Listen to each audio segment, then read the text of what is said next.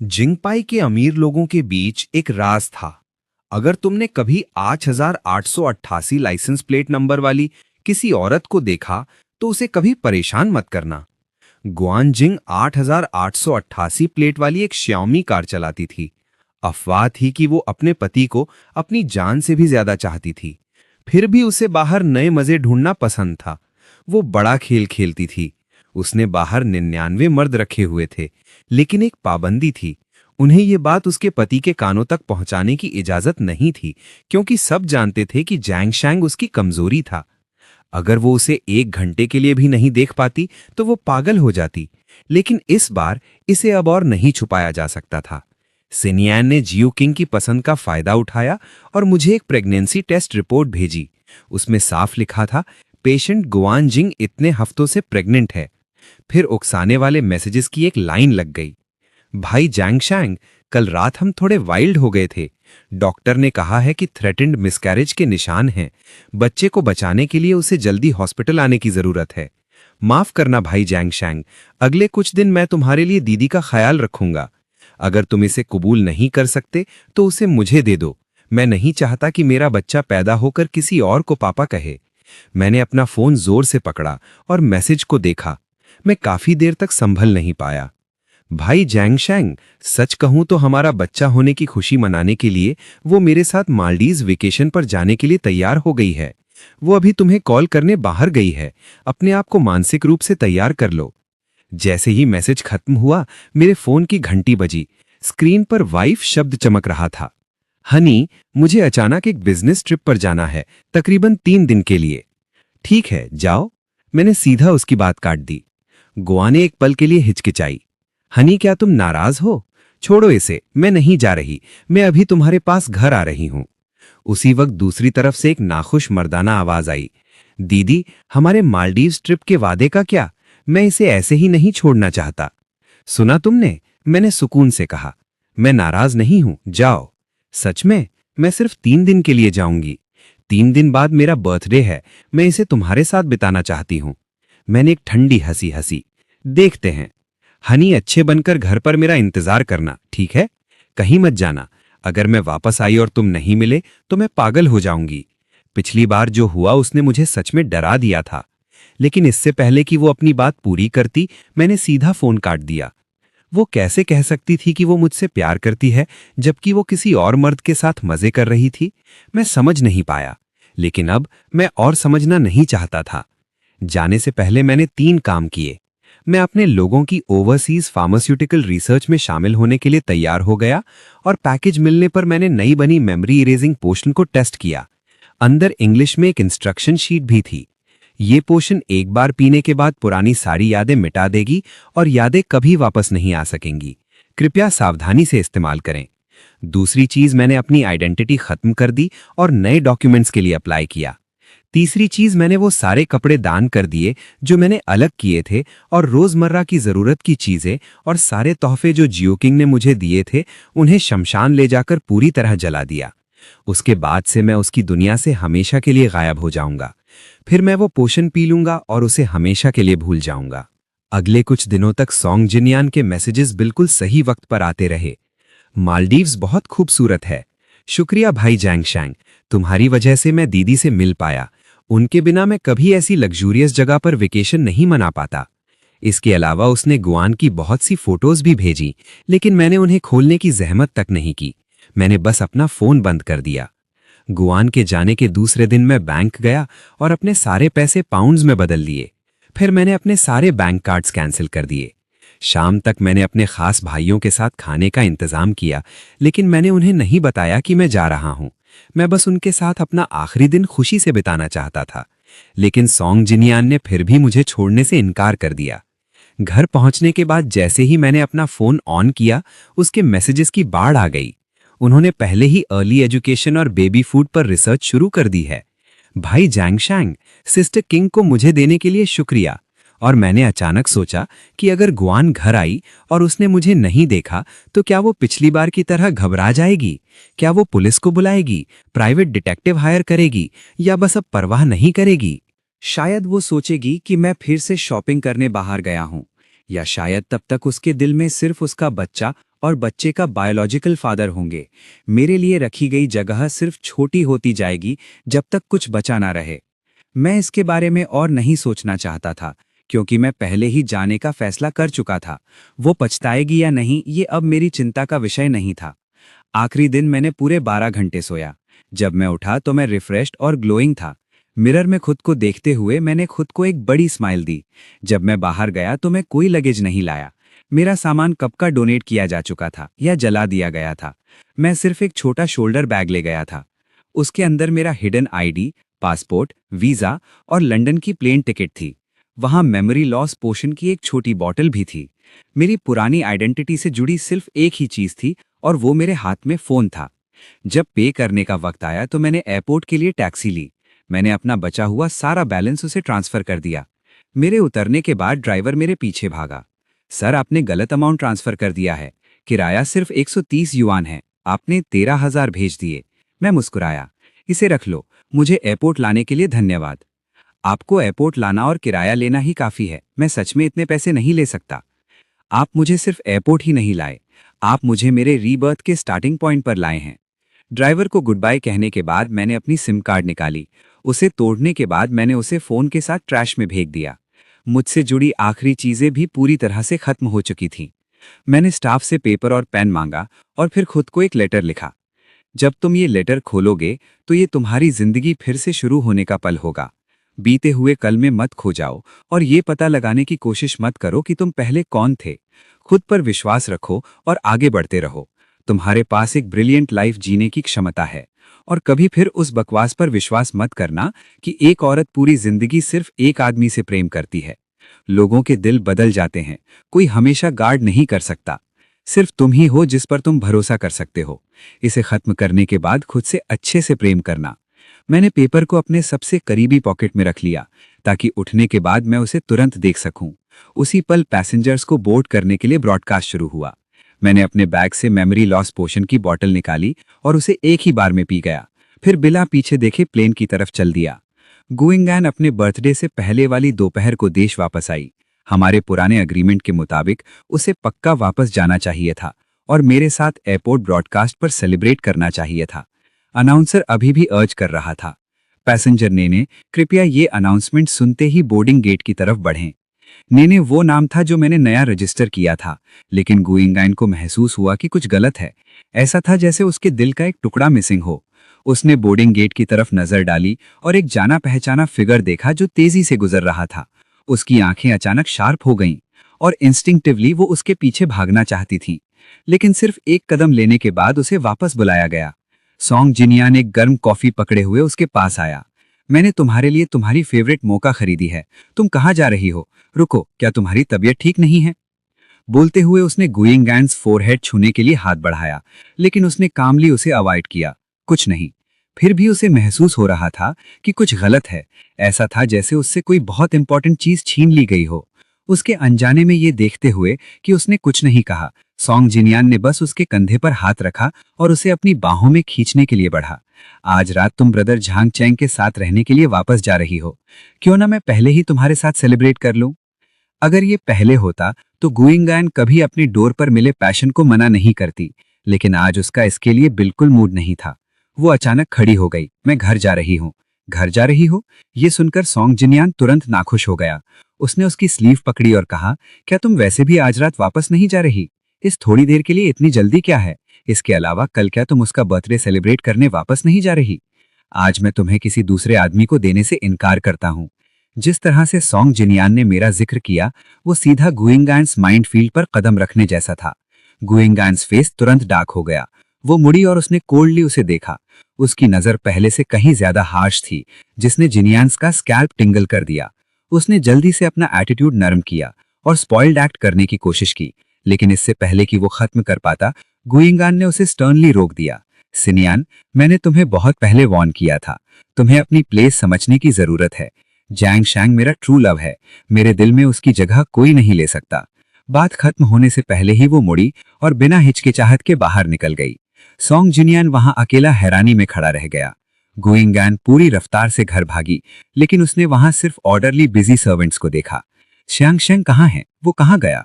Servants के चेहरे confusion से भरे थे। हमें नहीं पता। ये देखकर उसका गुस्सा और बढ़ गया। तुम लोग आमतौर पर अपना काम कैसे करते हो? तुम्हें ये तक नहीं पता कि जैंग शेंग क्या कर रहा है? जुइंग ने चारों तरफ देखा, लेकिन फिर भी उसे मैं कहीं नहीं दिखा। इसलिए वो जल्दी से ऊपर सीधा बेडरूम में गई। मगर जैसे ही उसने दरवाजा धक्का देकर खोला, उसकी सारी उम्मीदें तुरंत टूट गईं। बेडरूम पूरी तरह खाली था। मेरा कोई निशान तक नहीं था। जब जुइंग किंग परेशान महसूस कर रही थी, उसके दिल में मायूसी की एक लहर उठी। फिर भी जैसे ही वो मुड़ी, उसने बेडसाइड टेबल पर एक खत देखा। जुइंग ने उसे हैरानी में खोला। उसके अंदर की बातें पढ़ने के बाद वो वहीं जम गई। मुझे पहले से पता है जो तुम मुझसे छुपा रही हो। तुम्हें खुद को तकलीफ देने की जरूरत नहीं है, ये सोचकर कि मुझे कैसे बताओ, क्योंकि मैंने पीछे हटने और तुम्हारी ख्वाहिशें पूरी करने का फैसला किया है। मैं जा रहा हूं। हम अब कभी नहीं मिलेंगे, सिर्फ कुछ छोटे जुमलों के साथ। मैंने हमारे रिश्ते को खत्म कर दिया। जुइंग ने खत को अपने हाथ में बार बार दबाया, जब तक कि उसने बहुत ज्यादा जोर नहीं लगाया, मेरा नाम पुकारते हुए। उसने पूरे विला में तलाश किया। हनी, खेलना बंद करो, मैं समझा सकती हूं। उसने सोचा कि मैं सिर्फ उसे डराना चाहता था, लेकिन उसने हर कमरा ढूंढा और फिर भी उसे मुझसे जुड़ा एक निशान तक नहीं मिला। जुइंग टॉप फ्लोर पर गिर गई। तभी उसे एहसास हुआ कि मैं उसके साथ मजाक नहीं कर रहा था और ना ही मैं उसे डराने की कोशिश कर रहा था। मैंने सच में उसे छोड़ दिया था और बिना वापस मुड़ने के इरादे के चला गया था। लेकिन जुइंग ऐसा कभी नहीं होने देती। कपकपाते हाथों के साथ उसने अपना फोन निकाला और मेरे कई बेस्ट फ्रेंड्स को कॉल किया, लेकिन किसी ने जवाब नहीं दिया। उसने दूसरी और तीसरी बार कॉल किया, जब तक कि किसी ने आखिरकार बेचैनी से जवाब नहीं दिया। अब तुम्हें क्या चाहिए? मैं जैंग जैंग को ढूंढ रही हूं। अगर तुम उसे ढूंढ रही हो तो मुझे कॉल क्यों कर रही हो? तुम उसकी पत्नी हो, मुझे मत कहना कि तुम्हें यह भी नहीं पता कि वो कहां है। उसे एक जुमले ने उसे बेजुबान कर दिया। जुइंग हकलाई, मैं अब उसे नहीं ढूंढ पा रही हूं। क्या तुम जानते हो वो कहां गया? मुझे नहीं पता। ये कहने के बाद दोस्त ने सीधा फोन काट दिया। उससे एक और शब्द कहने को तैयार नहीं था। जुइंग ने फिर से कॉल करने की कोशिश की, लेकिन दूसरी तरफ वाले ने पहले ही उसे ब्लॉक कर दिया था। उसके पास कॉन्टैक्ट लिस्ट से कॉल करते रहने के अलावा कोई रास्ता नहीं था। यहां तक कि पुराने क्लासमेट्स जिनसे वो सिर्फ कुछ ही बार मिली थी, उन्हें भी नहीं छोड़ा गया। बिना किसी मकसद के हर तरफ पूछने के बाद उसे जो जवाब सबसे ज्यादा मिला वो था, मुझे नहीं पता। एक पुराने क्लासमेट ने साफ कहा, जब तुम्हारी शादी हुई थी तुम कहती रहती थी कि तुम उसे पूरी जिंदगी प्यार करोगी। अब जब वो चला गया है तो क्या पहली चीज जो तुम्हें करनी चाहिए वो खुद पर गौर करना नहीं है? ये सुनकर जुइंग के तुरंत रोंगटे खड़े हो गए। क्या तुम कुछ जानती हो? तुमने खुद क्या किया है? क्या तुम अपने दिल में नहीं जानती? क्या तुम्हें सच में लगा कि जैंग शैंग इतना बेवकूफ था कि उसने कुछ नोटिस नहीं किया? इस बारे में खुद सोचो। ये बातें बोलने के बाद उस क्लासमेट ने भी उसे इग्नोर कर दिया। जितना ज्यादा उसने सोचा, वो उतनी ही डरने लगी। एक खौफनाक ख्याल उसके दिमाग में आया। जैंग शैंग इतने मजबूत फैसले के साथ गया था, अपने साथ कुछ भी नहीं ले गया। क्या इसका मतलब ये था कि उसे लगा कि उसे अब कभी इस सब की जरूरत नहीं पड़ेगी? जुइंग की आगे सोचने की हिम्मत नहीं हुई। इस बात से परेशान कि अकेले बाहर जाने के बाद मैं तकलीफ उठा सकता हूं, उसने ऑनलाइन बैंकिंग खोली और पागलों की तरह मेरे अकाउंट में पैसे ट्रांसफर करने लगी। उसके बैंक कार्ड से एक के बाद एक बड़ी रकम कटने लगी, लेकिन उसने बिल्कुल परवाह नहीं की। आखिरकार पैसे की उसके पास कोई कमी नहीं थी। वो सिर्फ ये चाहती थी कि मैं वापस आ जाऊं। लेकिन उसकी उम्मीद तुरंत टूट गई। एक बैंक कस्टमर सर्विस एजेंट ने कॉल किया। मिस जू, हमें आपको ये बताते हुए दुख है कि जिस बैंक कार्ड पर आपने ट्रांसफर किया वो 3 दिन पहले ही कैंसिल कर दिया गया था। ट्रांसफर पूरा नहीं हो सकता। पैसे 2 घंटे के अंदर वापस कर दिए जाएंगे। एजेंट ने और भी बहुत सी बातें कहीं, लेकिन वो एक शब्द नहीं सुन सकी। वो सिर्फ पूछती रही, क्या आपके पास उससे कांटेक्ट करने का कोई रास्ता है? बेशक जवाब नहीं था। उसने फोन रखा और अपनी यादों का पीछा करते हुए वो सोशल मीडिया ऐप्स डाउनलोड करने लगी जो उसने पहले मेरे फोन में देखे थे। उसे याद था कि मैं अपने फोटोग्राफी वर्क्स ऑनलाइन फॉलोअर्स के साथ शेयर करता था, जब हमारा रिश्ता सबसे प्यारा था। उसने अपने अकाउंट से लाइक और कमेंट भी किया था। लेकिन किसी अनजान दिन से सब कुछ बदल गया था। जब जुइंग ने सर्च बार में मेरा नाम टाइप किया तो उसे सिर्फ उसी नाम के अजनबी मिले या यूजर नॉट फाउंड मिला। उत्तर स्पष्ट था, मैंने न सिर्फ अपने बैंक कार्ड्स कैंसिल कर दिए थे, बल्कि उन सभी सोशल प्लेटफॉर्म्स के अकाउंट्स भी डिलीट कर दिए थे जिन्हें मैं सबसे ज्यादा प्रयोग करता था। किंजन ने एक ऐसी निराशा महसूस की जो पहले कभी नहीं हुई थी। मैं सिर्फ उसे छोड़ नहीं रहा था, मैं उस जीवन की सुंदर यादों को भी मिटा रहा था जो हमने साथ बिताई थी। उसने सत्यता को स्वीकार करने से इनकार कर दिया और उस सोशल ऐप की यूजर लिस्ट को फिर से देखा, जिसे मैं पहले सबसे ज्यादा प्रयोग करता था। फिर उसने एक ऐसा प्लेटफॉर्म चुना जिसके अधूरे डिस्क्लेमर स्टेटमेंट्स थे। मैं यूजर क्वायो शिकिंग की पत्नी हूं, वो अब लापता है और स्थिति बहुत खतरनाक है।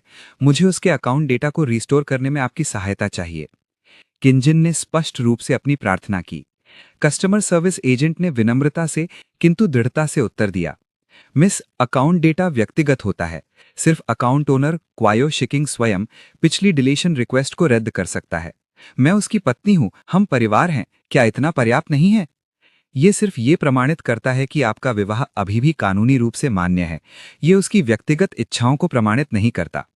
क्या आपको डर नहीं लगता कि मैं आपकी कंपनी की शिकायत कर दूंगी? वो घर से भाग गया, वो कुछ भी लिए बिना चला गया। उसकी सांसें अचानक तेज हो गईं। फिर उसने अपना स्वर नर्म किया, अपने भीतर के डर और असहायता को हावी होने दिया। उसने कपकपाती आवाज में कहा, मैं आपसे विनती करती हूं, मैं सच में प्रतीक्षा नहीं कर सकती। बस एक छोटा सा संकेत ही पर्याप्त है।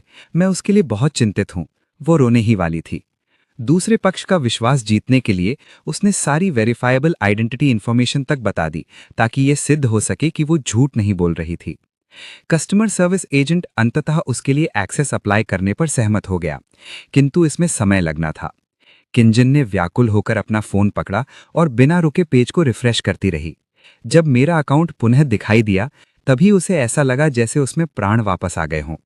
फिर उसने तुरंत प्रारंभ तक स्क्रॉल किया और मेरे पहले पोस्ट से पढ़ना प्रारंभ किया।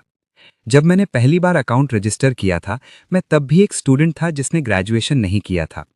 वहां अपनी भावनाओं को दर्ज कर रहा था। आज हम साथ हुए।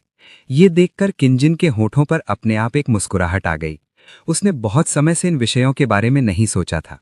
अब मेरे पुराने जीवन के पोस्ट्स के अंशों को देखते हुए उसे ऐसा लगा जैसे वो हमारे बीच के उन सभी सुंदर क्षणों को फिर से जी रही हो। भूतकाल की सुखद यादें उसकी आंखों के सामने किसी मूवी के दृश्यों की तरह घूमने लगी। लेकिन ठीक उसके बाद उसे पता चला कि मेरा अंतिम पोस्ट आधे साल पहले का था। किंजन के हृदय में एक अशुभ भावना उत्पन्न हुई। उसने बार बार मेरा अकाउंट चेक किया और अंततः एक पुराने पोस्ट में एक एडिट रिकॉर्ड पाया। वहां सिर्फ 3 सरल शब्द थे, सब समाप्त हो गया है। कल रात एडिट किया गया। उसके बाद मैंने अकाउंट सेटिंग्स खोली और कस्टमर सर्विस के माध्यम से डिलीशन की प्रार्थना की। उस अतीत को दफना दिया जिसे मैं कभी बहुत गहराई से चाहता था। किंजन को अचानक हृदय विदारक दुख महसूस हुआ। वो पहले से ही इतने कष्ट में थी कि उसने सच में ये सोचने का साहस नहीं किया कि मुझे तब कैसा अनुभव हुआ होगा।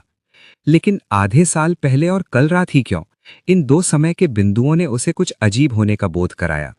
वो संध्या होने तक स्विंग पर बैठी रही, फिर अचानक सब समझ जाने पर अपना चेहरा ढक लिया। उसके बाद वो स्वयं का उपहास करते हुए हंसी। आधे साल पहले ही वो समय था जब किंजन सॉन्ग जिनियन के साथ संलिप्त हुई थी। तो मुझे बहुत पहले से ज्ञात था। मैंने यहां तक कि उसे अनगिनत अवसर भी दिए थे आने वाले दिनों के दौरान, लेकिन उसने एक भी अवसर नहीं पकड़ा। इस बार मैं सच में कभी पीछे नहीं मुड़ूंगा। उस रात किंजन कहीं नहीं गई, चाहे वो सॉन्ग जिनियन के इनविटेशन कॉल्स हों या उसके फ्लर्टेशियस संदेश। उसने उन सभी को इग्नोर कर दिया। यहां तक कि उन शेडी मित्रों की कॉल्स जिनके साथ वो व्यापार करती थी, उन्हें भी अपने आप डिस्कनेक्ट होने के लिए छोड़ दिया गया। उस क्षण वो किसी से संपर्क नहीं करना चाहती थी। मैंने पीछे कुछ नहीं छोड़ा था। बस इसी तरह मैं उसकी संसार से विलुप्त हो गया, जब तक कि मध्य रात्रि नहीं हुई और उसे बैंक्स और स्टोर्स से बर्थडे ग्रीटिंग्स मिलना प्रारंभ नहीं हुए। तभी वो किसी स्वप्न से जागी और उसे आभास हुआ कि आज पहले से ही उसका बर्थडे था। उसने बेख्याली में बेडसाइड पर रखे लेटर को देखा। मैंने लेटर में उसका जिक्र नहीं किया था, लेकिन मैंने खास तौर पर एक छोटे से बॉक्स पर, जो हथेली से बड़ा नहीं था, एक नोट चिपकाया था, उसे ये बताते हुए कि ये वो बर्थडे गिफ्ट था जो मैं पीछे छोड़ गया था। एक्साइटमेंट के साथ गुयांग ने बॉक्स खोला। शायद अंदर मेरे ठिकाने के बारे में कुछ क्लूज होंगे। इससे पहले कि वो सीन को इमेजिन करना खत्म करती, उसकी आंखों के सामने जो आया उसने सब कुछ बिखेर दिया। बॉक्स में कोई ज्वेलरी नहीं थी, सिर्फ एक पिघला हुआ प्लैटिनम बैंड था। वो हमारी वेडिंग रिंग थी। मैंने हमारी वेडिंग रिंग पिघला दी थी। सुबह होने से पहले गुयांग रिपोर्ट लिखवाने के लिए पुलिस स्टेशन गाड़ी चलाकर गई। मेरा पति गायब है, मुझे शक है कि वो खुद को नुकसान पहुंचा सकता है। पुलिस ऑफिसर ने कुछ शक के साथ पूछा, आपका पति कितने वक्त से गायब है? क्या वो पीछे कोई मैसेज छोड़ गया है? नहीं मिस, प्लीज हमें सच सच बताइए। अगर आपका पति सच में कुछ पीछे छोड़ गया है तो ये उन्हें ढूंढने में बहुत हेल्पफुल होगा। हमारा रिश्ता बहुत अच्छा था, मैंने उसे कई बार फोन भी किया, लेकिन उसने एक भी कॉल का जवाब नहीं दिया। फिर ऑफिसर ने उसे याद दिलाया कि आपको यकीन है कि आपका पति आपसे डिवोर्स नहीं लेना चाहता। लेकिन गुयांग ने यह मानने से इनकार कर दिया। उसने जोर दिया, आप नहीं समझेंगे, हमें तब प्यार हुआ था जब हम स्टूडेंट्स थे। शादी के बाद उसने मेरे करियर को पूरी तरह से सपोर्ट किया और मेरी मदद करता रहा। उसने अपने दोस्तों से कांटेक्ट करना भी बंद कर दिया था। पहली बार सुनने में ये लगभग नार्सिसिस्टिक लग रहा था। कोई भी जो सच्चाई से अनजान होगा शायद ये सोचेगा कि वो बढ़ा चढ़ाकर बता रही थी कि वो कितनी प्यारी थी। गुयांग पूरी रात जागी रही, उसकी आंखें लाल थीं, फिर भी उसने घर जाने का कोई साइन नहीं दिखाया। एक अनजान नंबर से कॉल का जवाब देने के बाद ही वो बड़ी मुश्किल से पुलिस स्टेशन से निकली। कॉल किसी ऐसे शख्स की थी जो खुद को लॉयर बता रहा था। उसने जियो किंग को बताया कि उसे मिस्टर जियांग चैंग ने जिम्मेदारी दी है और उसे मिलकर कुछ बहुत इंपॉर्टेंट बात करनी है। जियो किंग ने एक पल की भी देरी करने की हिम्मत नहीं की। वो जितनी जल्दी हो सके अपनी मंजिल पर पहुंच गई, चाहे इसका मतलब उसका लाइसेंस खोना ही क्यों ना हो। उसे इतनी जल्दी आया देखकर लॉयर उसे सीधा ऑफिस में ले गया, फिर बिना किसी हिचकिचाहट के उसके हाथ में एक डिवोर्स एग्रीमेंट थमा दिया। उसने समझाया, मिस्टर ली ने पहले ही इस पर साइन कर दिए हैं, अगर मिस जू को कोई एतराज नहीं है तो आपको बस अपना नाम साइन करना होगा। मेरा पति कहाँ है, वो कहाँ है? गुयांग का एग्रीमेंट की तरफ हाथ बढ़ाने का कोई इरादा नहीं था। उसने इधर उधर देखा कि मैं कहाँ छुपा हुआ था, लेकिन ऑफिस बहुत छोटा था, वहां मेरा कहीं कोई निशान नहीं था। मैं तुमसे बात नहीं कर रही हूं, चाहे मेरे पति का जो भी प्लान हो उसे खुद मुझसे मिलने आना होगा, वरना हमारे बीच इन इतने सालों के प्यार का क्या मतलब है? उसे बाहर आने को कहो। उसने लॉयर की तरफ मजबूती से देखा, लेकिन लॉयर एक पल के लिए बेअसर रहा। मिस जू, मुझे आपको एक बात याद दिलानी होगी, आपके पति ने आपके डिवोर्स से जुड़े सारे मामले पहले ही मेरे हवाले कर दिए हैं, इसलिए ये आमने सामने की बातचीत जाहिर तौर पर मेरे साथ ही है और आपकी शादी में गलती आपकी ही है। हालांकि आपके पति को इसकी ज्यादा परवाह नहीं है, आपके पिछले रिश्ते की खातिर वो आपसे शांति से अलग होना चाहते हैं। डिवीजन रेशियो के मुताबिक मैरिटल प्रॉपर्टी में उनका हिस्सा पहले ही हमारी लॉ फर्म के हवाले कर दिया गया है, ताकि उसे पूरी तरह चैरिटी में दान किया जा सके, और वो उम्मीद करते हैं कि आप उन्हें ढूंढना बंद कर देंगी। लॉयर ने मेरा फैसला गुयांग को सुनाया। उसने अपनी पलकें झपकाईं, फिर हैरानी से पूछा, क्या उन्हें मुझसे और कुछ नहीं कहना है? लेकिन लॉयर ने एक पल के लिए सोचा, फिर अपना सर ना में हिला दिया। कुछ और नहीं, लेकिन मुझे उनसे कुछ कहना है। गुयांग ने बेरुखी से हंसी और डिवोर्स एग्रीमेंट ले लिया, लेकिन उसने उसे पढ़ने के लिए खोला तक नहीं। उसने सीधा उसके टुकड़े टुकड़े कर दिए। उन्हें जितना पैसा चाहिए वो ले सकते हैं, लेकिन मैं डिवोर्स देने से साफ इनकार करती हूँ। लॉयर ने फटे हुए कागज की तरफ एक नजर देखा, फिर पलटा और अपने डेस्क के पीछे चला गया, बिल्कुल तब जब गुयांग को लगा कि वो मुझे कॉल करने वाला है। वो एक नए डिवोर्स एग्रीमेंट के साथ वापस आया। वो उसे लेकर वापस आया। मिस जू, मिस्टर जियांग बिल्कुल सही थे। गुयांग ने उलझन में पूछा, उन्होंने क्या कहा था? उन्होंने कहा था आप इतनी आसानी से उन्हें डिवोर्स देने के लिए हरगिज तैयार नहीं होंगी और पहला एग्रीमेंट यकीनन फाड़ दिया जाएगा। इसीलिए उन्होंने मुझे कई और कॉपीज प्रिंट करने का निर्देश दिया है। अगर आप अपना गुस्सा निकालना चाहती हैं, आप जितनी चाहें उतनी फाड़ सकती हैं। मैं किसी भी वक्त नई प्रिंट कर सकता हूं।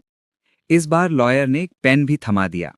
गिनगन ऐसे दिखी जैसे उसकी सारी ताकत खत्म हो गई हो। उसने अग्रीमेंट लेने से मना कर दिया, आधा कदम पीछे हटी और कहा, मैं उनसे मिलना चाहती हूं। जब तक आप मुझे बता देंगे कि वो कहाँ हैं, मैं आपको जरूर एक बड़ा रिवॉर्ड दूंगी। 10 मिलियन कैसा रहेगा? लॉयर को बिना बोले मुस्कुराते देख उसने सोचा कि उसे लग रहा है कि पैसे बहुत कम हैं। उसने तुरंत घबराहट में आगे कहा, तो 50 मिलियन काफी होंगे, है ना? इतने कि आप यहां से जा सकें और अपना खुद का लॉ फर्म भी खोल सकें। लॉयर ने खामोशी से गिनगन की शर्तें खत्म होने का इंतजार किया, फिर उसे एक बिजनेस कार्ड थमा दिया। मिस जू, मैं सच में नहीं जानता कि मिस्टर जियांग कहाँ हैं।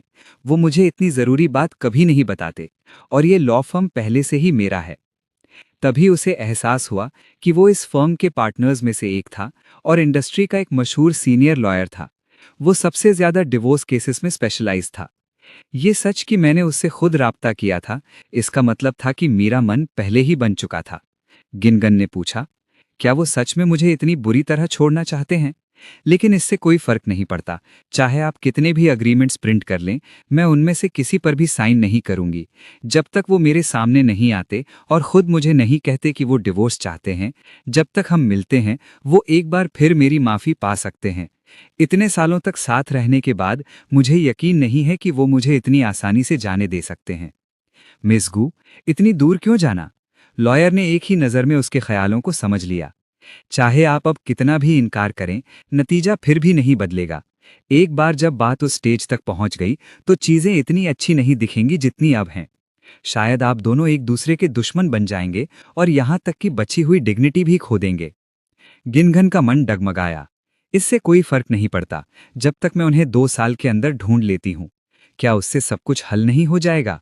आपको मुझ पर शब्द बर्बाद करने की जरूरत नहीं है।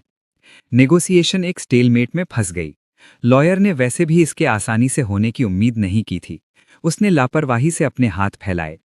शांति से उसने कहा, मैं काम पर वापस जा रहा हूं। आपने इस बारे में सोच लिया है? आप किसी भी वक्त मुझे ढूंढने आ सकती हैं। गिनगन ने यह मानने से इनकार कर दिया कि वो सच में मुझसे कांटेक्ट खो सकती है। इसीलिए वो बस वहां रुकी रही और जिद करती रही। लेकिन चीजें कभी इतनी आसानी से आगे नहीं बढ़ सकती थी। ज्यादा देर नहीं हुई थी गिनगन के वहां रुकने के बाद पुलिस ने उसकी लोकेशन के बारे में पूछने के लिए फिर से फोन किया। उसे चिंता थी कि अगर उसने सच मान लिया तो शायद वो उसे मुझे ढूंढने में मदद करना बंद कर देंगे। इसीलिए उसने गोलमोल जवाब दिया, मुझे काम के कुछ मामले संभालने हैं। ठीक है, क्या आप अभी यहां आ सकती हैं? ऑफिसर के लहजे में नाखुशी थी। आपके पति के फोन सिग्नल के आधार पर हमने उनके फोन की सही पोजीशन का पता लगा लिया है। हमें चाहिए कि आप इसे पहचानने के लिए आएं। मैं तुरंत वहां पहुंचती हूं। उसने सोचा कि वो जल्द ही मुझे देखेगी, लेकिन जितनी जल्दी हो सके उस जगह पर पहुंचने के बाद उसे पता चला कि वो असलियत में एक वेस्टलैंड था। एक पल में गिनगन ने क्राइम न्यूज रिपोर्ट्स के सीन सोचना शुरू कर दिए। वो मुश्किल से खड़ी हो पा रही थी। खुशकिस्मती से एक ऑफिसर सही वक्त पर आया। मिस गू, हमें दुख है, हमें करीब ही सिर्फ ये फोन मिला है। ऐसा लगता है कि इसे यहाँ फेंका गया था। हालांकि हमें आसपास कोई और सुराग नहीं मिला और फोन पहले से ही बंद था। इन्वेस्टिगेशन यहाँ एक और डेड एंड पर पहुंच गई।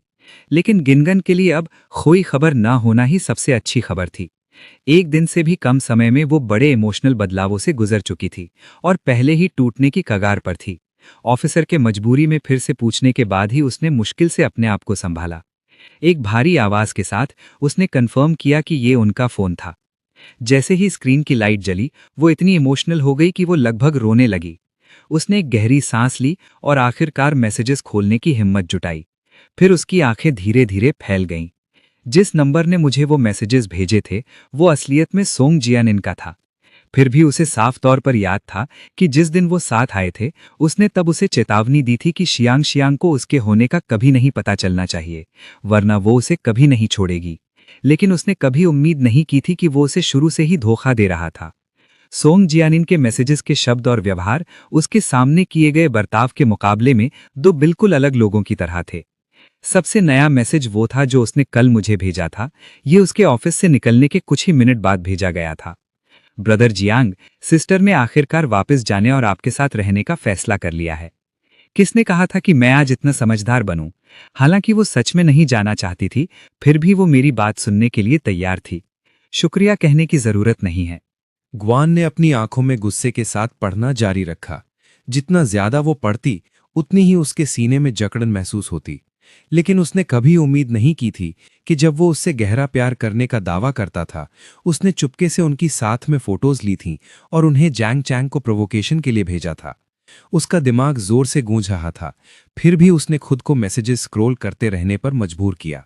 सिस्टर अब एक सक्सेसफुल वुमेन है। उन्हें एक ऐसे मर्द की जरूरत है जो इमोशनल वैल्यू दे सके। देखो, ये वो है जो सिस्टर ने मुझे दिया है।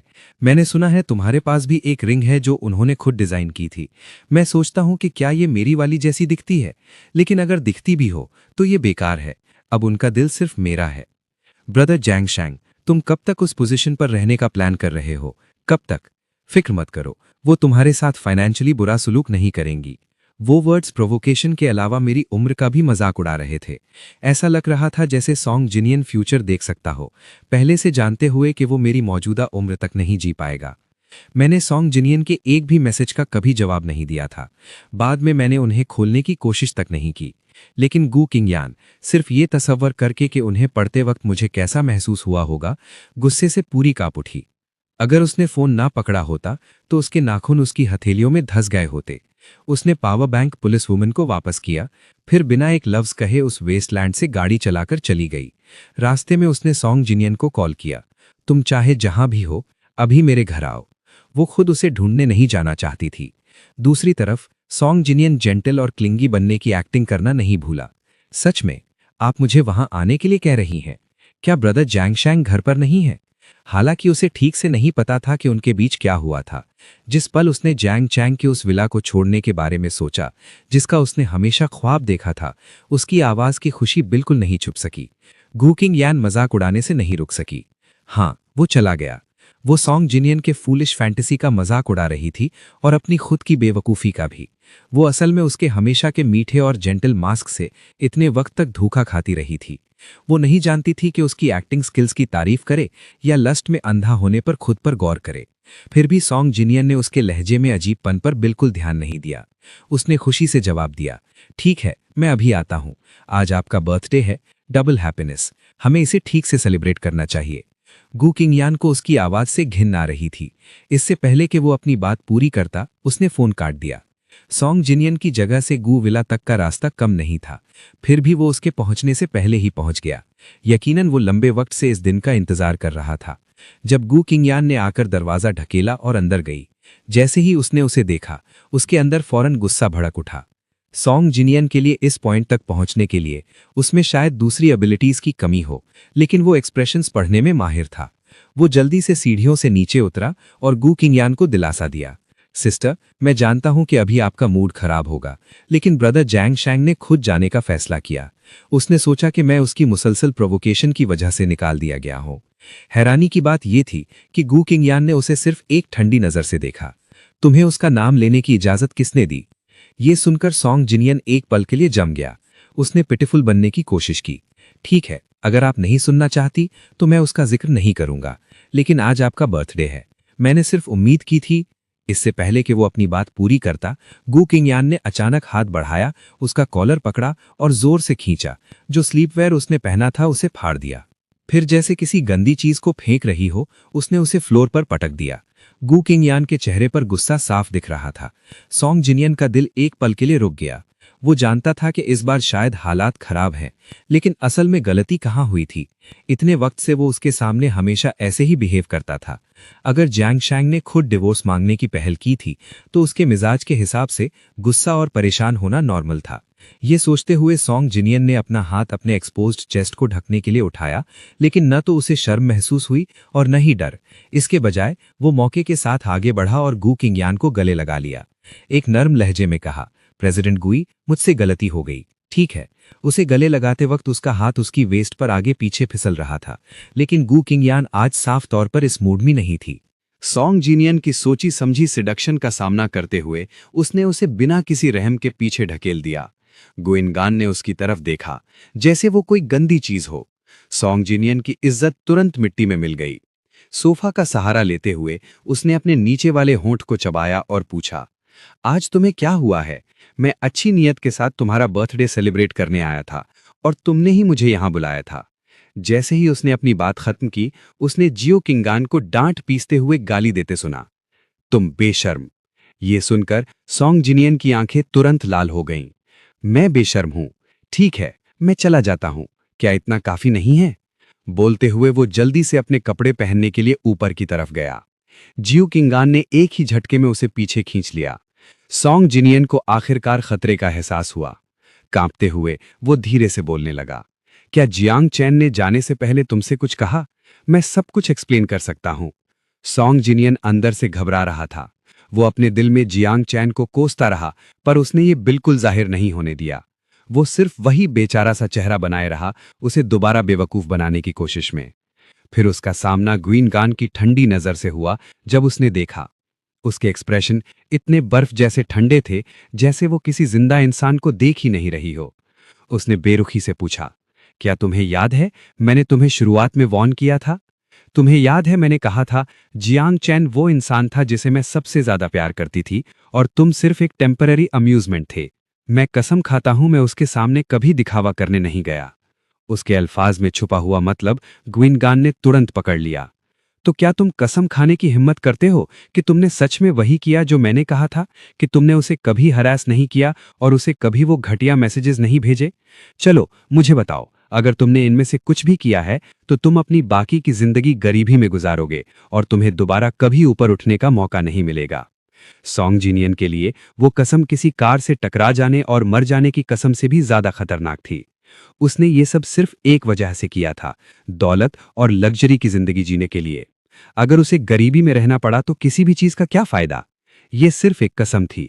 अगर कसम खाने से सच में कुछ होता तो हर साल शादी के वादों में इतने ज्यादा मर्द बिजली गिरने से मरते कि उन्हें गिना नहीं जा सकता था। सॉन्ग जिनियन ने खुद को संभाला और कांपते हुए 2 उंगलियां उठाईं। वो कसम खाने ही वाला था, अगर मैंने सच में वो सब किया तो मुझे ये जिंदगी गरीबी में गुजरने दो। पर वो बाकी की बात बोल ही नहीं पाया। सिर्फ गरीब होने के ख्याल ने ही उसे वहां बेहोश करने वाला कर दिया था। ग्विनगान ने नफरत से कहा, तुम बिना हिचकिचाए कसम तक नहीं खा सकते और तुम अब भी मुझसे धोखा देने की उम्मीद रखते हो। हालांकि सच तो यह है कि मैं पहले सच में बेवकूफ बनी थी, इतनी बेवकूफ कि तुमने मुझे एक कठपुतली की तरह नचाया। उसका आवाज ऊंची होती गई। आखिर तक ये कहना गलत नहीं होगा कि वो सॉन्ग जिनियन पर चिल्ला रही थी। ये बुरा था। सॉन्ग जिनियन ने रियलाइज किया कि जियू किंगान ने उससे इतनी सीधी तरह सवाल करने की हिम्मत इसलिए की क्योंकि उसके पास जरूर कोई एविडेंस होगा।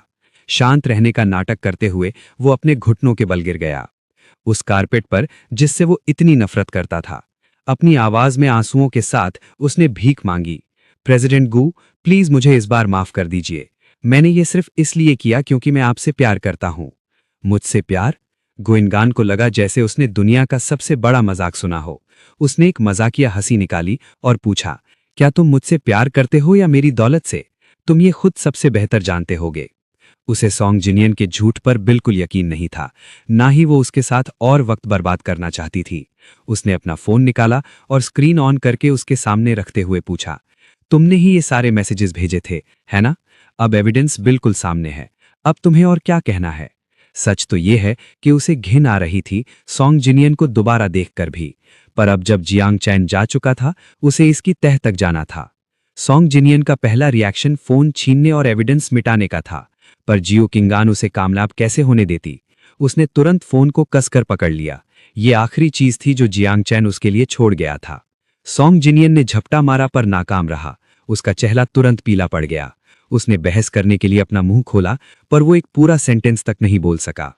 वो सारी ऑब्सीन फोटोज और मैसेजेस उसी ने भेजे थे। भले ही उसने बाद में रिकॉर्ड्स डिलीट कर दिए थे, लेकिन अगर जियांग शांग की तरफ वो सेव थे तो ये बेकार था। सीनियन को इसका बहुत पछतावा हुआ। अगर उसे पता होता कि ये दिन आएगा तो उसने इसे बेहतर तरीके से छुपाया होता, यहां तक कि अनोनिमस अकाउंट्स का इस्तेमाल किया होता। वो जियो किंगान में इन्वेस्ट किया गया अपना सब कुछ खोने को तैयार नहीं था। डेस्परेशन में उसने अपनी टैक्टिक्स बदल ली।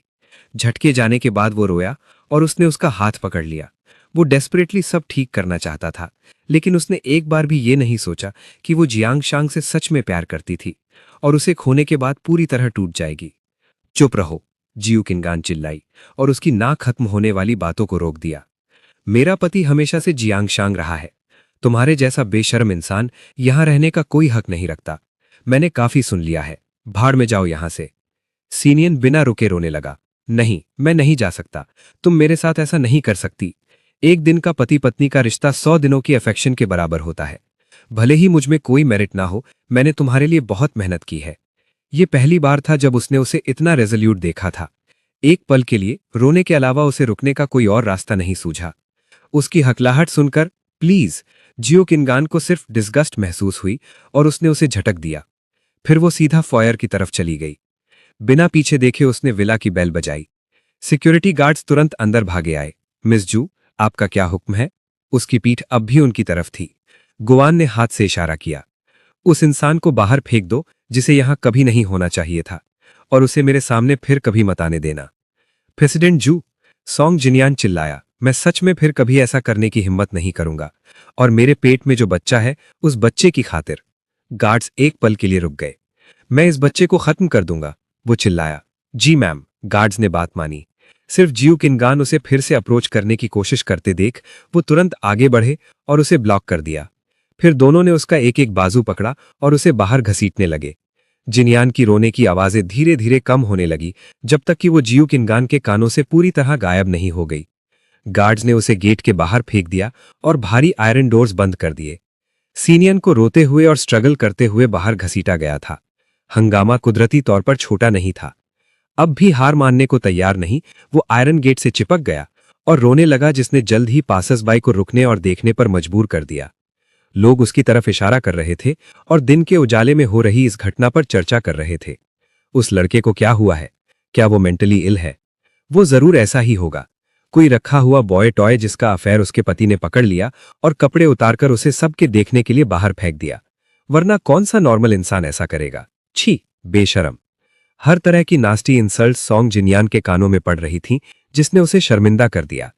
वो चाहता था कि वो तुरंत किसी गड्ढे में छुप जाए, लेकिन उस वक्त उसके पास ढंग के कपड़े तक नहीं थे और भागने की कोई जगह नहीं थी। सीनियन ने गेट को जोर से हिलाया। यार्ड में देख रहे सर्वेंट्स की तरफ रोते हुए बोला, प्लीज प्रेसिडेंट जू से कहो कि कम से कम मुझे एक पीस ऑफ क्लोथिंग दे दें, वरना ये उनके लिए भी अच्छा नहीं दिखेगा। सर्वेंट्स की उससे कोई लेना देना रखने की हिम्मत कैसे हुई?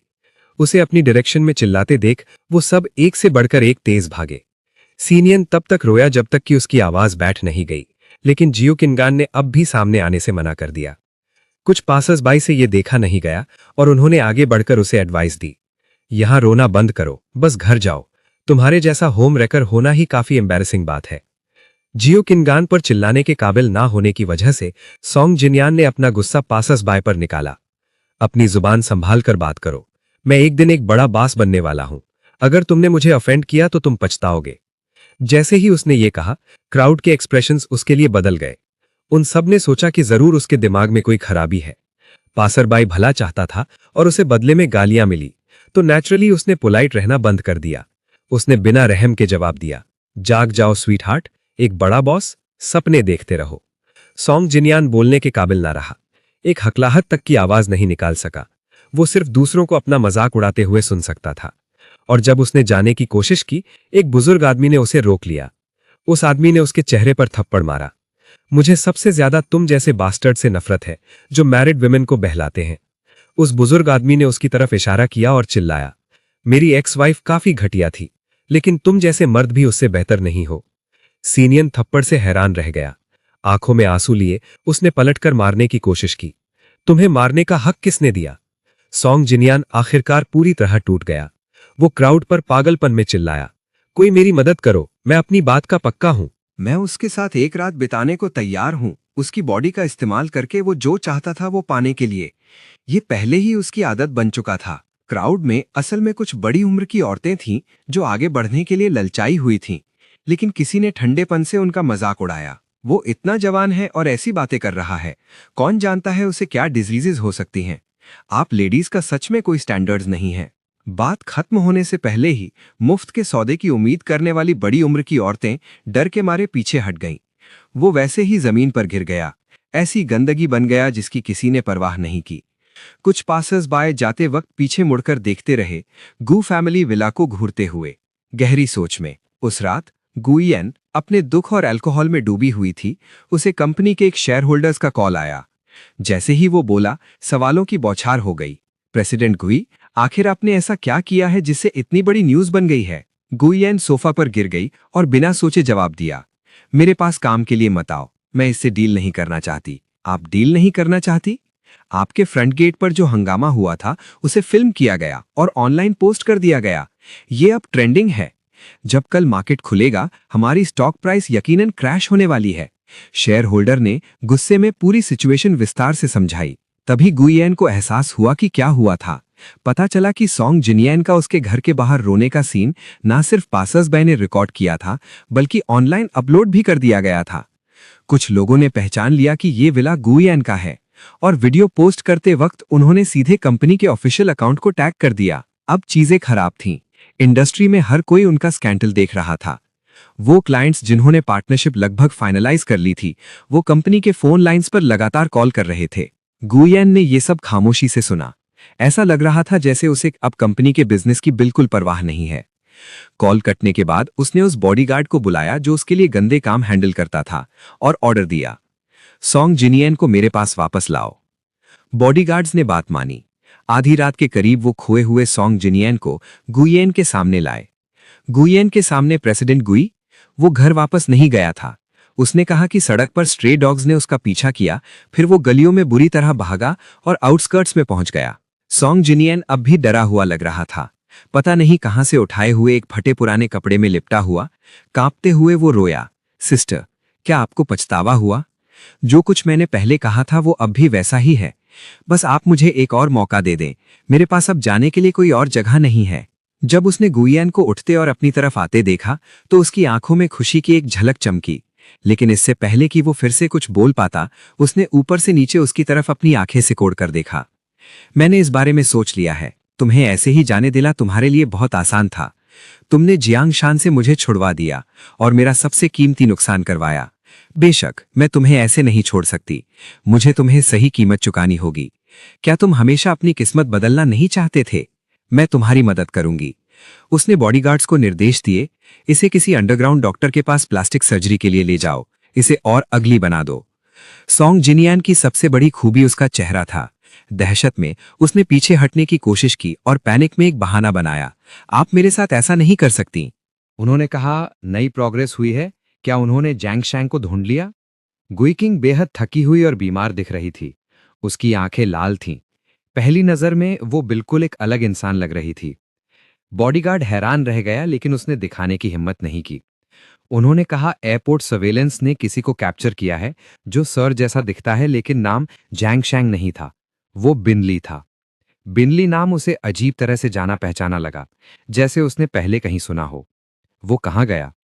उन्होंने कहा, वो अब्रॉड गया है। मेरे लिए फौरन सबसे करीब की अवेलेबल फ्लाइट बुक करो। गोइंगैन अचानक खड़ी हुई और जल्दी में बाहर भागी। उसी दिन दोपहर को वो आखिरकार ओवरसीज के लिए निकल गई। लगभग 14 घंटे की फ्लाइंग के बाद वो आखिरकार उस एयरपोर्ट पर पहुंची जहां से मैं कभी गुजरा था। फ्लाइट के दौरान गुइंगैन के लिए हर एक सेकंड एक साल जैसा था। उसके पास आराम करने या अपना अपीयरेंस ठीक करने का वक्त नहीं था। जिस पल उसने एयरपोर्ट छोड़ा, वो सीधा रिपोर्ट करने लोकल पुलिस स्टेशन गई। पुलिस को शक था कि शायद मैंने यहां सुसाइड अटेम्प्ट की कोशिश की है और उन्होंने फौरन मेरी वेयर अबाउट्स को ट्रैक करने के लिए टॉप स्पीड पर तलाश शुरू कर दी। आखिर में उन्होंने हर मुमकिन जरिए और तरीके का इस्तेमाल किया, लैंडिंग के बाद मेरे रेंट पर लिए हुए अपार्टमेंट को कंफर्म करने से पहले। यहाँ के अपार्टमेंट्स शॉर्ट टर्म रेंटल्स की तरह चलाए जाते थे। वो कई फॉरेनर्स के लिए जो ट्रैवल कर रहे थे या रहने के लिए टेम्पररी जगह ढूंढ रहे थे, एक पॉपुलर चॉइस थे। गुइंगैन ने उम्मीद से भरे हुए दरवाजे पर दस्तक दी। उसने सोचा कि उसे इतना थका हुआ और बीमार देखकर मैं जरूर नरम पड़ जाऊंगा और उसके साथ वापस जाने के लिए मान जाऊंगा। लेकिन जब दरवाजा खुला तो उसकी जगह एक एलिगेंटली ड्रेस्ड बूढ़ा जेंटलमैन बाहर आया। उस बूढ़े आदमी ने उसकी तरफ थकी हुई नजरों से देखा। क्या तुम यहाँ कमरा रेंट पर लेने आई हो? मैं यहाँ का लैंडलॉर्ड हूँ। नहीं, मैं यिनली को ढूंढ रही हूँ। मैं उसकी पत्नी हूँ और उसे घर ले जाने आई हूँ। उस बूढ़े आदमी ने ठंडेपन से जवाब दिया, मुझे माफ करना मिस, लेकिन तुम बहुत लेट हो। उसने 3 दिन पहले चेकआउट कर लिया था। गुइंगैन हैरत से पीली पड़ गई। इम्पॉसिबल। 3 दिन पहले? तो वो बस पहुंचा ही होगा। अगर तुम्हें मुझ पर शक है तो मुझसे पूछा ही क्यों? नहीं, मेरा वो मतलब नहीं था। मैं बस ये जानना चाहती हूं कि उसके बाद वो कहां गया। उसने अपना वॉलेट खोला और एयरपोर्ट पर एक्सचेंज किया हुआ कैश निकाला, लैंडलॉर्ड को ब्राइब देने की कोशिश करते हुए, लेकिन उस बूढ़े आदमी ने बिना किसी हिचकिचाहट के अपनी आंखें घुमाईं। वो उसकी आजादी है, उसका तुमसे क्या लेना देना?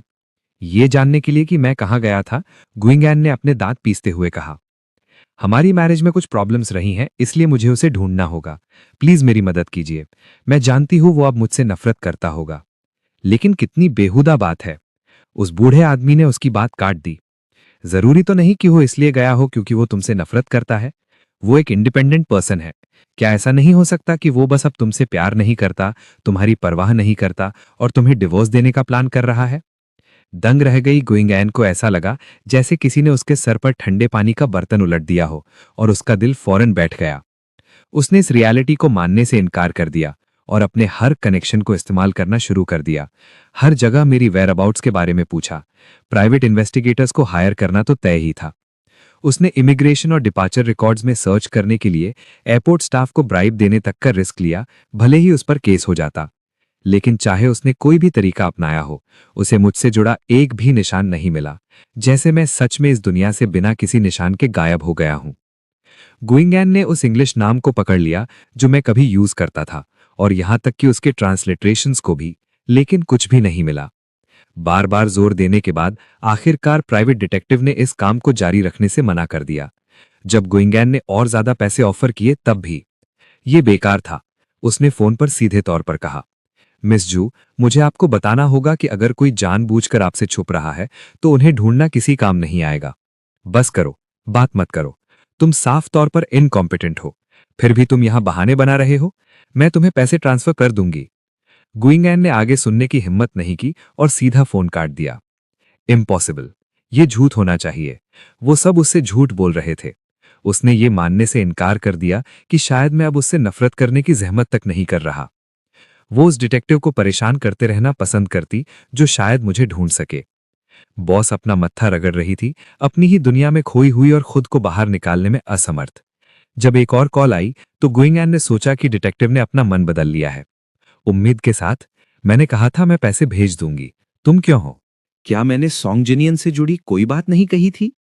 क्या इसकी रिपोर्ट मुझे देना जरूरी था? फोन करने वाला वही बॉडीगार्ड था जिसे सॉन्ग जिनियन पर नजर रखने के लिए देश में छोड़ा गया था। बॉडीगार्ड की आवाज हिचकिचाहट से भरी हुई थी। प्रेसिडेंट जूजिन का प्लास्टिक सर्जरी के दौरान बहुत ज्यादा खून बह गया है। उनकी हालत अब क्रिटिकल है। क्या हमें उन्हें बचाना चाहिए? गिनान ने ठंडक से कहा। उसने तुम्हें कितने पैसे दिए हैं? बॉडीगार्ड को लगा कि उसने गलत सुना है। कांपते हुए उसने फिर से पूछा, माफी चाहता हूं प्रेसिडेंट गू, मुझे समझ नहीं आया आपका क्या मतलब है। गिनैन ने सख्ती से कहा, अगर तुम नहीं मानोगे तो ठीक है। उसे कहो कि ये चाले चलना बंद करे। मेरा उससे अब कोई लेना देना नहीं है। वो जिए या मरे, मुझे मत बताना। उसके दिल में इस नाम नेहाद बच्चे के लिए कोई फीलिंग्स नहीं थी। इस ख्याल ने कि इसका होना मेरे वापस आने पर असर डाल सकता है, उसे ये चाहने पर मजबूर कर दिया कि वो तुरंत अबॉर्शन करवा ले। फिर उसने ऑर्डर दिया, सॉन्ग जिनियन को भी रखने की कोई जरूरत नहीं है, उसे साउथ ईस्ट एशिया भेज दो। मैंने सुना है वहां के एंटरटेनमेंट वेन्यूज में लोगों की कमी है और उन्हें इससे फर्क नहीं पड़ता कि वो मर्द है या औरत। तुम पैसे अपने पास रख सकते हो। जी, मैं अभी करता हूं। बॉडीगार्ड अंदर तक काम गया था। उसने सोचा था कि भले ही गीन एंड सॉन्ग जिनियन से नफरत करती हो, पर कम से कम बच्चे के लिए थोड़ी तो ममता होगी। उसने कभी नहीं सोचा था कि वो इस हद तक पागल हो चुकी है। अब वो और कुछ कहने की हिम्मत कैसे करता? ये सब खामोशी से देखते हुए मैं सबकी नजरों से गायब हो गया। सिर्फ गीनैन की कंपनी के लोग कभी कभी इस बारे में बात करते थे। इसी बीच गीनैन मेरे जाने के दुख में डूबी हुई थी। चाहे कंपनी से कोई भी उसे फोन करे, वो उन्हें तुरंत ब्लॉक कर देती थी। धीरे धीरे किसी ने उसे फोन करना बंद कर दिया। कंपनी में और भी बातें हो रही थी, लेकिन उसे कोई परवाह नहीं थी। वो अब भी विदेश में रहने पर अड़ी हुई थी, जैंग चैंग से जुड़े सुराग ढूंढते हुए, जब तक उसका वीजा एक्सपायर नहीं हो गया। जब यूएस पुलिस ने कंफर्म कर दिया कि मैं मिसिंग हूं और अपनी मर्जी से गया हूं, तो उन्होंने मुझे ढूंढना बंद कर दिया। उसने उन्हें उकसाने की कोशिश की, लेकिन एक परदेसी होने की वजह से उसके रिसोर्सेज कम थे। यहां तक कि देश की पुलिस भी इन्वेस्टिगेशन में मदद जारी रखने को तैयार नहीं थी। कोई और रास्ता न होने पर गीनैल को भारी दिल के साथ घर वापस लौटना पड़ा। घर लौटने के बाद उसने अपने आप को बेडरूम में बंद कर लिया। वो कमरा जो हम दोनों की यादों से भरा था, उसका आखिरी ठिकाना बन गया। उसे इतना मायूस देखकर सर्वेंट्स की कुछ कहने की हिम्मत नहीं हुई। वो सिर्फ मेरे बनाए हुए रूल्स के मुताबिक काम करते रहे, जब तक कि उसने खाना पीना बंद नहीं कर दिया। यहां तक कि वो दरवाजे के बाहर रखा खाना भी नहीं खाती थी। जब कई दिन ऐसे ही बीत गए तो उन्हें डर लगा कि कहीं उसने अपनी जान न ले ली हो। इसलिए उनके पास गीनैन के पेरेंट्स को बुलाने के अलावा कोई चारा नहीं था। तभी उन्हें पता चला कि उनकी बेटी पर हाल ही में क्या गुजरी है। भले ही वो शर्मिंदा थे, लेकिन वो उसे अकेला नहीं छोड़ सकते थे। इसलिए वो जल्दी से वहां पहुंचे। पहले उन्होंने दरवाजा खटखटाया, लेकिन जब बेडरूम का दरवाजा बंद ही रहा तो उन्होंने कुछ ताकतवर जवान सर्वेंट्स को उसे तोड़ने के लिए बुलाया। दरवाजा झटके से खुला और उसका पैनल दीवार से जोर से टकराया, लेकिन गीनैन उस हाथ के निशान के सामने घुटनों के बल बैठी बिना रुके कुछ बुड़बुड़ा रही थी। वो अपने आसपास की हर चीज से बिल्कुल बेखबर थी। मदरगू ने ध्यान से पूछा, अच्छी बेटी, तुम्हें क्या हुआ है? गीनान ने ऐसे बिहेव किया जैसे उसने कुछ सुना ही ना हो। अब भी सर झुकाए हुए बोलते हुए अपने पेरेंट्स और इकट्ठा हुए सर्वेंट्स को देखकर सबकी रूह कांप गई, जब तक कि फादर जियो हिम्मत करके वहां नहीं गए। उन्होंने उसे एक ही सेंटेंस बार बार दोहराते हुए सुना, जोंगशैंग, गीनैन। वहां घुटनों के बल बैठी बिना रुके बुड़बुड़ा रही थी, मेरी गलती थी, प्लीज वापस आ जाओ, प्लीज मुझे माफ कर दो। फादर जीऊ ने सीधे उसे थप्पड़ मारा। अब ऐसे नाटक करने का क्या फायदा? तुम्हारी जिंदगी अच्छी थी और तुमने उसकी कदर नहीं की। तुम्हारी बाहर आवारागर्दी करने की जिद थी, अब तुम क्या करने की कोशिश कर रही हो? थप्पड़ से कीनैन का चेहरा एक तरफ मुड़ गया। फिर वो धीरे धीरे होश में आई और उन्हें देखा। डैड, मॉम, आप यहाँ हैं? क्या आपको पता है जोंगशेंग कहाँ है? उसने टेबल का सहारा लिया और खड़ी हुई, लेकिन उसका शरीर डगमगाया और टेबल पर रखा सब कुछ फर्श पर गिर गया। उसकी ब्लड शॉट आईज और ब्लूइश चिन देखकर उसके माता पिता रोने से खुद को नहीं रोक पाए। इतना दूर जाना क्यों? हम सब जानते हैं कि तुम्हें अब सच में पछतावा है और सच में पता है कि तुम गलत थी। लेकिन इसका क्या फायदा अगर जैंगशैंग को पता ही नहीं? तुम्हें इस ऑब्सेशन को छोड़ देना चाहिए। हाँ, काश तुम्हें ये पहले पता होता। निराश होने के बावजूद वो अभी भी उसकी बहुत परवाह करते थे। फिर भी वो अपनी बायोलॉजिकल डॉटर को इस तरह डूबते हुए सिर्फ खड़े होकर नहीं देख सकते थे। इसलिए उन्होंने अपनी टोन नरम की और सलाह दी, खुद को टॉर्चर करना बंद करो। अगर तुम्हारे पास इसके लिए वक्त है तो इसके बजाय अपनी कंपनी को देखो। इस ट्रिप के दौरान उन्होंने ये भी सुना था कि गुइंगैन की कंपनी में क्या हो रहा है। उन्होंने सुना कि स्टॉक प्राइस गिरती जा रही थी और गुइंगैन के अलावा मैनेजमेंट में हर कोई गरम तवे पर एंट्स की तरह पैनिक कर रहा था।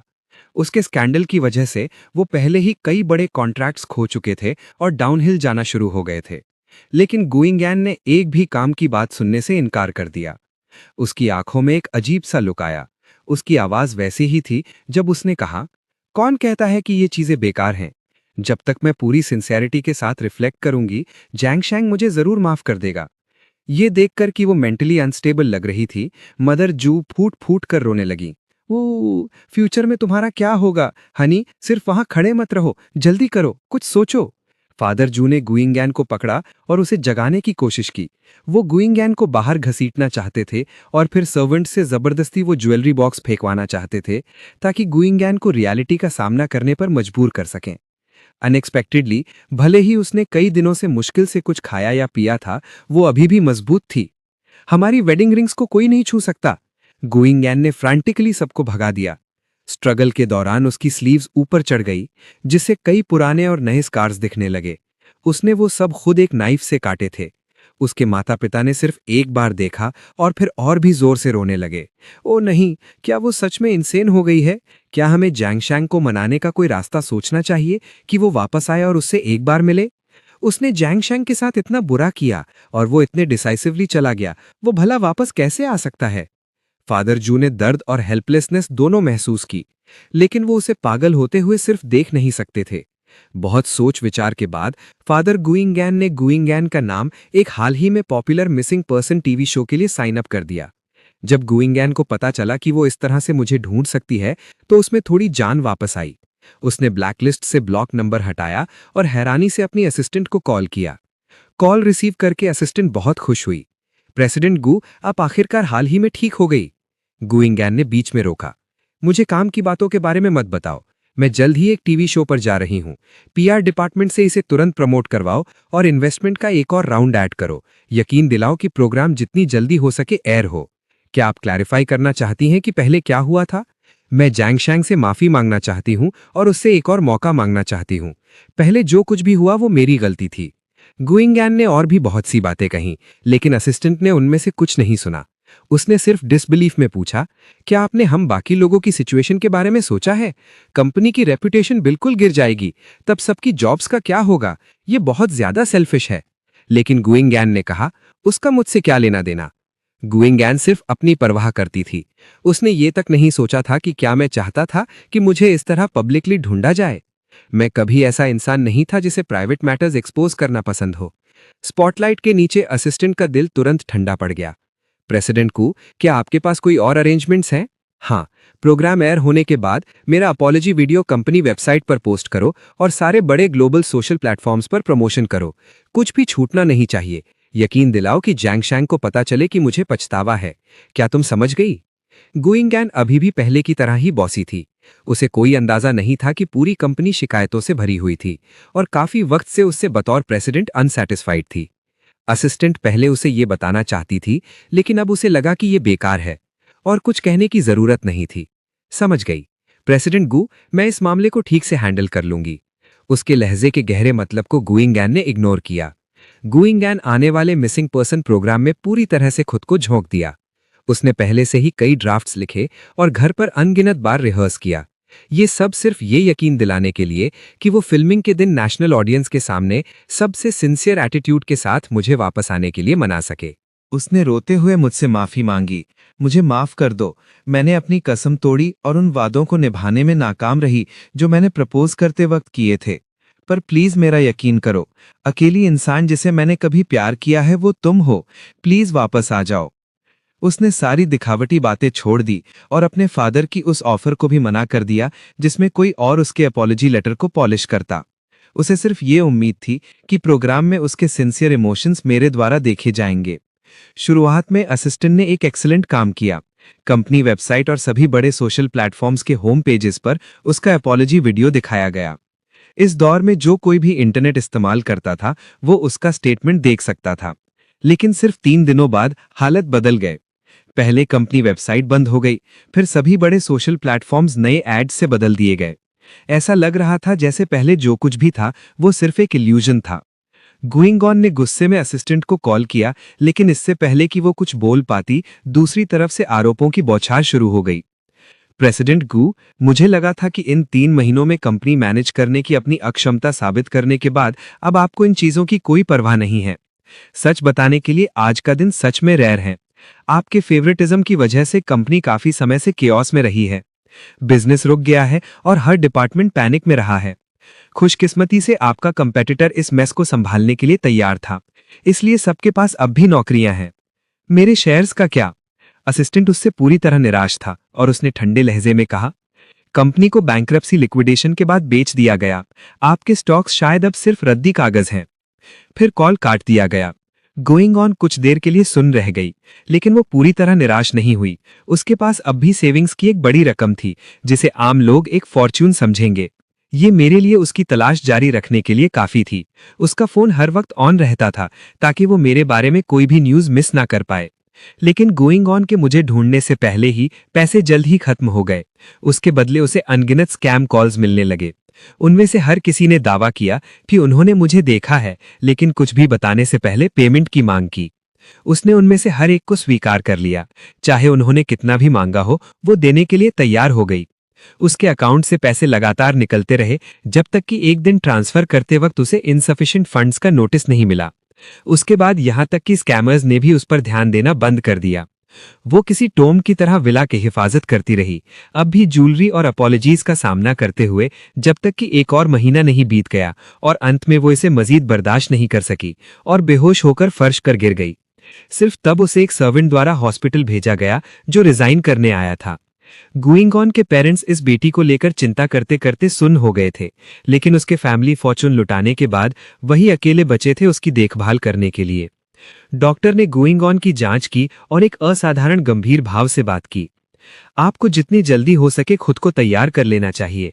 पेशेंट बेहद मेंटल स्ट्रेस में है और उसे बहुत सारे झटके लगे हैं। उसकी फिजिकल और मेंटल हालत अब एक बेहद खतरनाक स्टेट में है। अगर ये कंडीशन और बिगड़ती रही तो ये उसे सुसाइडल थॉट्स की तरफ ले जा सकती है। गुइंगॉन के पेरेंट्स पर जैसे बिजली गिर गई हो। उनके चेहरे मौत की तरह सफेद पड़ गए, लेकिन अपनी अकेली बेटी को बचाने के अलावा उनके पास कोई और रास्ता नहीं था। उन्हें अपनी आखिरी बची हुई प्रॉपर्टी बेचनी पड़ी और उसे एक सैनिटोरियम भेजना पड़ा। लेकिन एक बार जब ग्लोरिया की प्रेसिडेंट गू गरीब हो गई, वेल्थ, स्टेटस और फर्टिलिटी सबने उसका साथ छोड़ दिया, पर उसे इनमें से किसी की परवाह नहीं थी। सैनिटोरियम में दाखिल होने के बाद भी उसे सिर्फ कागज पर एक ही सेंटेंस बार बार लिखना आता था, जैंग शैन, मैं गलत थी। समय बीतता गया। 4 साल एक पल में गुजर गए। यिनली की आइडेंटिटी का इस्तेमाल करते हुए मैंने अपने बेटी का हाथ पकड़ा और सिटी पार्क में घूमने लगा। मैंने धीरे से उसे हमारे आसपास की हर चीज से इंट्रोड्यूस किया। ये शहर खूबसूरत है ना? यहाँ बड़े सिकोमर ट्रीज और सुनहरे गिरे हुए पत्ते भी हैं। छोटी बच्ची ने सर हिलाया। डैडी, क्या आप यहाँ पहले आए हैं? नहीं, ये डैडी का भी यहाँ पहला वक्त है, लेकिन डैडी को ये जगह सच में पसंद आ रही है। सब ठीक है, मुझे बस लगता है कि ये काफी खूबसूरत है। डैडी, मैं दूसरे बच्चों के साथ खेलना चाहती हूँ। मैंने देखा कि मेरी बेटी उन दूसरे बच्चों में इंटरेस्टेड थी जो सैंडबॉक्स में खेल रहे थे, इसलिए मैंने उसे उनके साथ खेलने के लिए भेजा। फिर मैं अकेला पास ही बेंच पर बैठ गया और उसका वेट करने लगा। पास ही ज्यादातर पेरेंट्स बैठे थे जो अपने बच्चों के साथ आए थे। कुछ और करने को नहीं था तो वो हाल ही के गॉसिप के बारे में बातें कर रहे थे। क्या तुमने सुना है कि वो पुरानी फेमस प्रेसिडेंट जू को सच में एक मेंटल हॉस्पिटल भेज दिया गया है? पुलिस ने ही उसे वहां भेजा था। मैंने सुना है कि वो पहले एक सैनिटोरियम में रह रही थी, लेकिन वो खुद वहां से भाग गई। एक भला चंगा इंसान पागल कैसे हो जाता है? क्या ऐसा इसलिए हो सकता है क्योंकि पहले उसकी कंपनी बैंकरप्ट हो गई थी और वो सदमा बहुत ज्यादा था? वो तो 4 साल पहले की बात है। मुझे नहीं लगता कि बात यह है। तुम्हें जो पता है वो सिर्फ ऊपर ऊपर की बात है। मेरी छोटी बहन पास ही काम करती है और उसने ये सब अपनी आंखों से देखा है। मैंने सुना है कि वो सड़क पर हर जगह मर्दों को पकड़ रही थी। जब भी वो किसी हैंडसम लड़के को देखती तो कहती कि वो उसका हस्बैंड है। उसने उन यंग मर्दों को इतना डरा दिया कि उन्होंने पुलिस को कॉल कर दी। क्या वो इसी के लायक नहीं है? पहले जब उसने टीवी पर हार्ट ब्रोकन होने की एक्टिंग की थी, मैंने तो लगभग यकीन कर लिया था। किसने सोचा था कि वही चीटिंग कर रही थी? उसमें टीवी पर जाकर झूठ बोलने की हिम्मत थी। जब उन्होंने गोइंग क्योन से जुड़े मामलों की बात की तो वहां सिंपैथी का एक निशान तक नहीं था। वो बस उसके कामों को नीची नजर से देख रहे थे। मैं चुपचाप सुन रहा था। ये तो सिर्फ एक अनजान की कहानी थी, लेकिन किसी वजह से मुझे अचानक थोड़ी उदासी और सैडनेस महसूस हुई। शायद ऑटो में आ गया था। ये हमेशा लोगों को थोड़ा डेजोलेट महसूस करवाता है। छोटी बच्ची जल्द ही खेलते हुए थक गई। वो भागते हुए आई और मुझसे लिपट गई। डैडी, मम्मी कब वापस आ रही हैं? नेन ने स्माइल किया और धीरे से उसका सर सहलाया। वो बस जवाब देने ही वाला था कि एक जेंटल दिखने वाली औरत जो उसके साथ बिल्कुल मैच कर रही थी, जल्दी से वहां आई। उसने अपने हाथों में 2 आइसक्रीम पकड़ी हुई थी। एक जेंटल आवाज में उसने पूछा, बेबी क्या हुआ? छोटी बच्ची ने अपनी बाहें खोली और उसके गले लग गई। उसने जल्दी से एक आइसक्रीम मुझे पकड़ाई, फिर हमारी बेटी को एक हाथ से उठाया और दूसरे से उसे आइसक्रीम दी। उसने धूप में खड़े होकर उसे धीरे खाने को कहा। मैंने अपने सामने उन 2 औरतों को देखा, एक बड़ी और एक छोटी। जियाओ चांद ने धीरे से पूछा, तुम क्या सोच रहे हो? मैंने स्माइल किया और उसका हाथ पकड़ लिया। बस तुम्हें, माँ और बेटी को यहाँ मेरे साथ देखकर मुझे बहुत खुशी हो रही है।